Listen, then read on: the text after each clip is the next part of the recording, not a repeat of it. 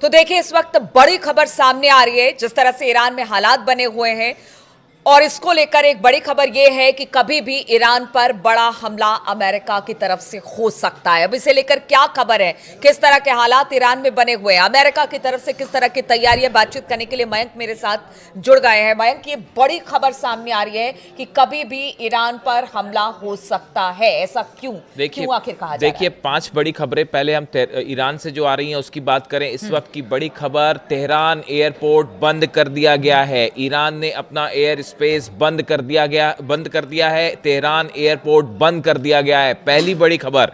दूसरी बड़ी खबर है, जितने डिफेंस सिस्टम्स हैं सब एक्टिव कर दिए गए हैं। डिफेंस सिस्टम ईरान में एक्टिव मोड में ला दिए गए हैं। तीसरी बड़ी खबर, जितनी मिसाइल्स हैं सब रेडी टू लॉन्च मोड में कर दी गई हैं। तीसरी बड़ी खबर ईरान से जो आ रही है कि जितनी मिसाइल्स तैनात हैं वो सब के सब रेडी टू लॉन्च मोड में है, यानी बटन दबाया और मिसाइल लॉन्च। इसके अलावा देखिए, बड़ी खबरें हैं कि ईरान में करीब 30 प्रांत में जो है वो प्रदर्शन की खबरें सामने आई हैं कि 30 प्रांत ईरान के ऐसे हैं जहां पे सरकारी ठिकानों पर हमले हुए हैं। जो प्रदर्शनकारी हैं उसमें जो हिंसा फैलाने वाले लोग हैं, इन्होंने जो है सरकारी दफ्तरों को निशाना बनाया है। इस तरफ की खबरें आई हैं। इसके साथ ही ईरान की सेना ने भी बड़ा मूवमेंट किया है। देखिए, कल हमने एक वीडियो बनाया था जिसमें हमने आपको बताया था कि जो इराक में अमेरिकन बेसेस हैं वहां पे बड़े फाइटर जेट्स का मूवमेंट देखने को मिल रहा है। यानी ईरान की सीमा के करीब इराक के जो एयर बेसेस हैं वहां पे जो है बड़ा अल असद एयर बेस पे और इरबिल, ये 2 एयर बेस हैं जहां पे अमेरिकी जेट्स का, फाइटर जेट्स का बड़ा मूवमेंट दिखाई दे रहा है। यानी इराक और ईरान की जो सीमा है वहां खासा तनाव देखने को मिल रहा है। इसके बाद ईरान ने अपनी सेना का, IRGC ने बड़ा मूवमेंट किया है बॉर्डर के आसपास। देखिए, ये 5 ऐसी खबरें हैं जो इस ओर इशारा कर रही हैं कि ईरान में अब कुछ भी हो सकता है। देखिए, जैसे प्रदर्शन हो रहा है, इस प्रदर्शन के बीच में डोनाल्ड ट्रंप की दूसरी धमकी आ गई है ईरान को। उन्होंने पहले ये कहा था कि प्रदर्शन हो रहे हैं और अगर प्रदर्शनकारियों पर किसी भी तरह का कोई हमला होता है तो हम इसका जवाब देंगे, ये पहली धमकी दी थी। अब कल फिर डोनाल्ड ट्रंप की तरफ से धमकी आई है। उन्होंने कहा है, I have let them know that if they start killing people which they tend to do during their riots, we are going to hit them very hard. ये डोनाल्ड ट्रंप ने एयरफोर्स 1 जो उनका विमान है उसमें ही ये बयान वहां से जारी करके कहा। और उन्होंने ये कहा कि अगर मैंने उन्हें बता दिया है, यानी ईरान को, कि अगर प्रदर्शनकारियों पर किसी तरह का हमला होता है, मतलब एक ही बात को दूसरी बार इन्होंने दोहरा दिया उस बात को कि we will hit them hard, यानी हम उन पर हमला करेंगे। अब देखिए, जो पूरे हालात बने हुए हैं, इन हालात के बीच में अब 2 चुनौतियां ईरान के सामने खड़ी हैं। पहला तो प्रदर्शनकारी जो है वो अलग अलग जगह जो है उनकी वजह से शांति भंग हो रही है, हिंसा की खबरें आ रही हैं ईरान से। और दूसरी तरफ ये बताया जा रहा है, जहां से बात आपने शुरू करी कि ये क्यों कहा जा रहा है कि किसी भी पल ईरान पर हमला हो सकता है, उसकी बड़ी वजह ये है, ये बताया जा रहा है कि इस प्रदर्शन का फायदा उठाकर, ये जो प्रदर्शन हो रहे हैं इसका फायदा उठाकर इजराइल की तरफ से एक बार फिर एयर स्ट्राइक हो सकती है ईरान पे, और इजराइल की मदद के लिए अमेरिका सामने आ सकता है। जो इस बात की आशंका पहले से है। हाँ, अब ये जो माना जा रहा है कि अमेरिका के सीधा इंटरवेंशन की जगह ये हो सकता है कि इजराइल की तरफ से हमला किया जाए, जैसे पिछली बार हुआ था। इजराइल की तरफ से हमला किया जाए और उसके बाद अमेरिका मदद के लिए सामने आए और कारण बहाना यह बताया जाए कि भाई वहां प्रदर्शनकारियों पर ईरान जो है हमले कर रहा है। मतलब दोहरी चुनौती है, एक तरफ प्रदर्शनकारियों से निपटना और दूसरी तरफ ये कभी भी बाहर। अब देखिए, जो खबरें प्रदर्शन की आ रही है वहां से, और जो इस तरह की खबरें हैं कि कई लोगों की मौत की खबरें हैं इसमें, इसमें आप देखें कि इसमें जो खबरें वहां से आई, आप उसको काउंटर चेक करें। ईरान की सेना ने, ईरान के अधिकारियों ने पूरी कोशिश की है कि किसी भी तरह से जो प्रदर्शन कर रहे हैं उन पर हमले ना हो प्रदर्शनकारियों पे। बहुत सारी जगह स्टैम्पीड की वजह से, भगदड़ की वजह से लोगों की मौतें हुई है। और ये बात डोनाल्ड ट्रंप से भी पूछा गया कि आप जो ये कह रहे हैं कि प्रदर्शनकारियों पर ईरान की सरकार हमले करवा रही है, ऐसा नहीं है। जिन लोगों की मौत की खबरें हैं उसमें बहुत ज्यादा मौतें इस वजह से हुई क्योंकि ईरान में अलग अलग जगह पर भीड़ की वजह से भगदड़ मची, बल्कि सरकार कह रही कि हम बातचीत को राजी हैं। हाँ, और ये आदेश भी अली खामनेई साहब की तरफ से दिया गया है कि जो प्रोटेस्टर्स हैं, जो शांतिपूर्ण प्रदर्शन कर रहे हैं, उनकी सुरक्षा सुनिश्चित की जाए, उनके ऊपर किसी तरह का कोई हमला नहीं होना चाहिए।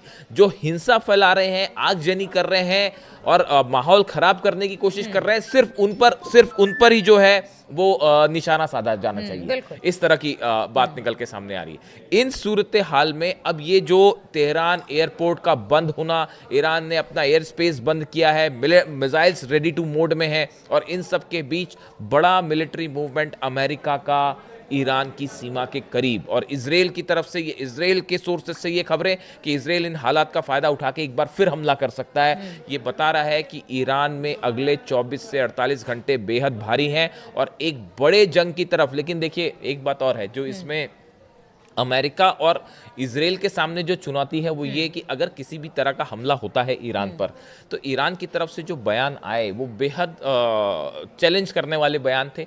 ईरान की तरफ से ये कहा गया कि अगर हम पर हमला होता है तो इस बार इजराइल पर एक साथ कई मिसाइल्स फायर हो जाएंगी। और बताया ये भी जाता है, जो खुफिया सूत्रों से खबरें हैं, कि 750 नंबर्स भी हैं उसके, कि तेल अवीव पर एक साथ 750 मिसाइल्स ईरान फायर कर सकता है। अगर ये स्थिति बनती है ईरान के सामने कि भाई वहां पे इंटरनल क्राइसिस भी है और उसके इस दौरान उसका फायदा उठा के हमले होते हैं, तेल अवीव पर, इजराइल पर एक साथ 750 मिसाइल सिर्फ एक शहर पर इजराइल के फायर हो सकती है। और उनकी तरफ से लगातार, उनके कमांडर्स की तरफ से, सेना प्रमुख की तरफ से जो बयान आए, अली खामनी साहब के जो एडवाइजर्स हैं उनकी तरफ से बयान आए बार बार कि अमेरिका के जितने बेस हैं उन बेस में से कम 5 एयर बेस, क्योंकि ईरान में जो अस्थिरता है उसके लिए ईरान लगातार अमेरिका को ही जिम्मेदार बता रहा है। वो यही कह रहा है कि कहीं ना कहीं जो प्रदर्शनकारी है उनमें से जो उपद्रवी हैं उनको फंडिंग की जा रही है अमेरिका की तरफ से, इसलिए उन्होंने थ्रेट किया कि जहां कहीं भी अमेरिका का एयर बेस है फिर वहां उनके जो सैनिक है सुरक्षित देखिए ये बात को इसलिए और इस बात पर इसको थोड़ा और यकीन किया जा सकता है। इस बात पर आप देखें, अभी जब 12 दिन की जंग हुई इसमें ज्यादा टाइम नहीं हुआ, बिल्कुल अभी 5-6 महीने हुए हैं, और उस जंग के दौरान हमने देखा पूरा ईरान अली खामनी साहब के साथ खड़ा दिखाई दिया। जंग के बाद पूरे ईरान में, तेहरान में जश्न हुआ और एक प्रकार से इसे अली खामनी साहब की बड़ी जीत बताया गया कि इतने सैंक्शंस के बाद, अकेला युद्ध करने के बाद भी ईरान ने इजराइल को जो है वो युद्ध में करारी जो है वो शिकस्त दे दी और इतना बड़ा हमला कर दिया। और सबने देखा ईरान का पावर, पूरा ईरान एकजुट दिखाई दिया उन हालात में। और अली खामेनी साहब ने सबको धन्यवाद भी किया था कि ईरान जो है पहले से ज्यादा एकजुट है। ऐसा 5 महीने में अचानक क्या हुआ कि इतना बड़ा प्रदर्शन? इसलिए ये कहा जा रहा है कि ये तैयारी काफी समय से चल रही थी कि वहां पे कुछ लोगों को जो है उनके जरिए ये प्रदर्शन फैलाया जाए, इसको उग्र किया जाए और हिंसा फैलाई जाए। ये साजिश काफी दिनों से चल रही थी। अमेरिका और यूरोप पर जैसे आरोप लगा रहा है, अमेरिका और इजराइल पर आरोप लगा रहा है ईरान, और इस साजिश के बाद अब ये हालात बने। लेकिन अब जो भी है, जो हुआ, वो जो सिचुएशन बनी, लेकिन अब आगे क्या? सवाल ये है कि ये जो स्थिति बन रही है, तेहरान एयरपोर्ट बंद कर दिया गया है, डिफेंस सिस्टम एक्टिव हो जाना, ये वो सिचुएशंस होती हैं जब किसी हमले के ठीक पहले ये वो कदम है जो उठाए जाते हैं। और इसको लेकर ईरान में ज़बरदस्त अलर्ट है और अगले 24 से 48 घंटे में कोई बड़ा डेवलपमेंट ईरान में हो सकता है। तो ईरान को अस्थिर कर हमला करने की कोशिश है। खबरें तो इसी तरह की आ रही है क्योंकि ईरान अब पूरी तरह से अलर्ट है। उनके एयर स्पेस बंद कर दिए गए हैं। उनको आशंका कि हो सकता है इजराइल की तरफ से कोई बड़ा हमला उन पर किया जाए। अमेरिका का सपोर्ट इजराइल के साथ है। तो ऐसे में सिचुएशन ईरान की इस वक्त अच्छी नहीं कही जा सकती है। हालांकि ईरान ने भी कह दिया है और लगातार उनके नेताओं की तरफ से बयान भी इजराइल और अमेरिका के लिए आते रहे कि अगर इस बार आपने हमला किया तो फिर इसका मुंह तोड़ जवाब दिया जाएगा। अब स्थिति और ईरान में किस तरह से आगे 24 से 48 घंटे में देखने को मिलती है, इस पर लगातार हमारी नजर बनी रहेगी। आप बने रहिए हमारे साथ।